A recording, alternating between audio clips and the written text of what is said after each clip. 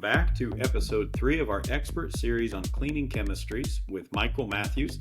He's a clinical education specialist with Healthmark, a Getinge company, and he's given us a crosswalk of all of the cleaning chemistries, how they function, and how sometimes the elements in our department may limit their functionality.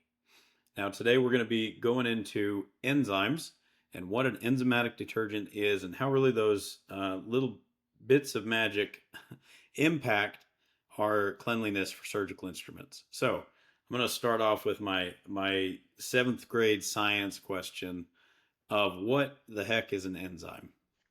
Yeah, it's a great question. I mean, enzymes are everywhere, and not just in cleaning chemistries. They are in your body, they're in every living organism, because they are biological catalysts, meaning they make biological things happen. Now, I have to put in a caveat here because oftentimes we'll talk about enzymes as though they are alive. In fact, you probably go back and look at some of my old material, and you will hear me say the phrase "killing an enzyme." And people sometimes jump on that really quickly. They say enzymes aren't alive, and that's true. They're not alive. They do not reproduce. They do not consume energy and create waste. They are not alive, but they are biologically derived. Okay, and so they are in your body. They're in nature. They're in all over the place. But essentially, what they do is you can even think about them sort of as like microscopic scissors. They will bind to specific chains of organic material and sort of break them apart. And that's why they're so useful for cleaning in sterile processing, is because we see these huge chunks of bioburden, and the smaller we can cut those things up, the easier they are to clean. And that's what an enzyme does, is it attaches itself to a very specific chain of organic material, and we'll get into that here in just a little bit when we say specific. But as it does that, it's kind of at a microscopic level, cutting it into smaller pieces so that the other materials like your surfactants and your emulsifiers are even more effective at lifting it up off the surface and then removing it from the instrument altogether. Now, what kind of enzymes do we typically see in cleaning chemistries? Is it one size fits all? Yeah, it's definitely not one size fits all. And that really goes back to the specificity that I mentioned just a minute ago. And you can even think about enzymes like a key in a lock, right? Like you've got a key, and that key is only going to fit the lock that it's designed for. And enzymes are the same way. They're like the key, but they have to match up with the lock of the material that they're designed to cut up and break down and remove. And so the most common two that you're going to see in pretty much every cleaning chemistry in sterile processing. Hopefully, you're going to see it, because if you don't see these two, you've got a serious problem. The first is protease. And you can see the prot part. That's because it's designed to break down proteins, and proteins are the most common component of blood. And the second one is lipase, and again, you see lipid, that's fats. And those are two of the biggest components that we're going to see in bioburden that is related to human body blood and tissue, is proteins and fats.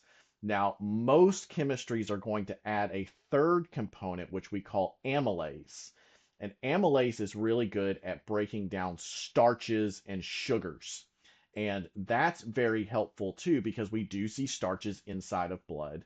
And starch and sugar is really interesting because as it dries, it kind of creates like this gluey matrix that can stick to instruments. And it tends to be one of the primary components in biofilm formation. And so by stripping out those sugars, those starches, we really are inhibiting and making it harder for bacteria to grow and to create those biofilms, which are very, very difficult to remove. Now, I do think that it's important to mention that there are some four enzyme chemistries that are on the market. And that fourth one is cellulase. And cellulase is very similar to amylase in that it's designed to break down starches and sugars, but Cellulase is much more targeted to things that are like more complex sugars. So plant-based sugars, for example. And you say like, okay, where would that come in? And the truth is, you're probably never going to see it if you're doing general surgery. But if you're doing anything involving the alimentary canal, so that's the mouth to the anus, like you are going to see those types of complex sugars. So again, we said at the very first episode, it's all about fitting the tool to the task. And so if you're cleaning flexible endoscopes, for example, having a cleaning chemistry that includes a cellulase can be very, very helpful for cleaning. That makes perfect sense. And with biofilm being one of our kind of worst nightmares on instruments, because it creates this environment where bacteria can propagate, it pulls in other, I mean, viruses and fungus and just Mhm. all sorts of nastiness in this shell. So having the right enzymatic detergent can strip away those resources before that biofilm is able to be created. Absolutely, absolutely, yeah. And so again, if you don't clean those sugars off of the instruments, again, by Hmm. itself, it becomes very sticky and very hard to clean. And Right. then it also contributes to that very, very dangerous growth of biofilm.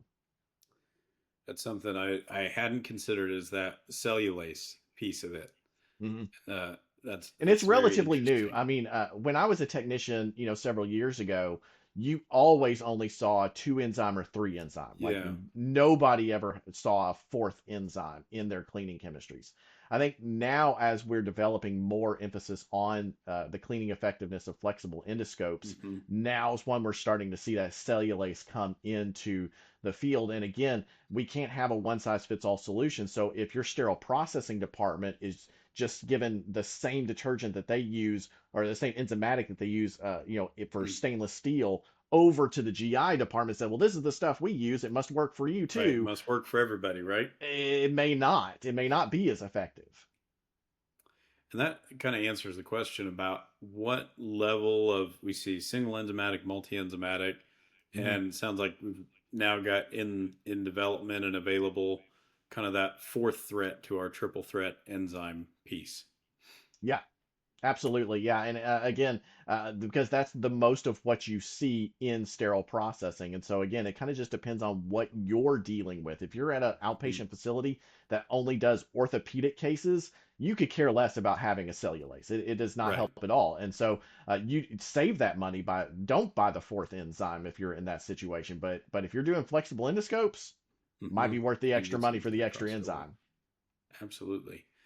Now, is there anything people should be worried about, or you mentioned kind of killing enzymes at the beginning of this episode? Is there any care we should take to make sure our enzymes are working the way that they should? Yeah, absolutely. Again, this goes back to the need to keep track of your IFUs and know enzymes. Hmm. They only work well within a very specific temperature range, and your IFU is going to define what that temperature range is. Now, if it's colder than the recommended temperatures, the enzymes still work, but they work a lot slower. And so, if your IFU says soak for 2 minutes, but your enzymatic is cold, well, 2 minutes may not cut it. It may be 5 or 10 minutes. You don't really know because you're operating outside of validated parameters. And so, but once you get up to a certain height of temperature, so too hot, and again, that may be as low as 120 degrees, but especially by the time you're at 140, you kill, even though kill is not the right word, it's actually Sure. denature. But you're denaturing, you're making those enzymes again, I don't have a better word to use than dead, even though they're not Yeah, alive, inert. but They're they're not they're doing anything. denatured. They're not Yeah. working anymore. They're not doing what they're supposed to do because they're essentially inactive. That makes sense. And it's the that fine tuning of our cleaning chemistries that makes this a great expert series. It's getting into those nitty gritty points of why does one work better than another? Where are we getting our best patient outcomes? Thank you, Michael, for taking us to an in-depth look at what makes an enzyme work and some of the things that makes enzymes less effective when we're doing our manual cleaning. And in this next episode, we're going to talk about how the enzymatic choice affects your specialty, the type of instrumentation that you have, and how that really plays into your specific facility. So stay tuned, and if you have missed any of this series, go back and check out episode 1 with Michael Matthews, our cleaning chemistry expert.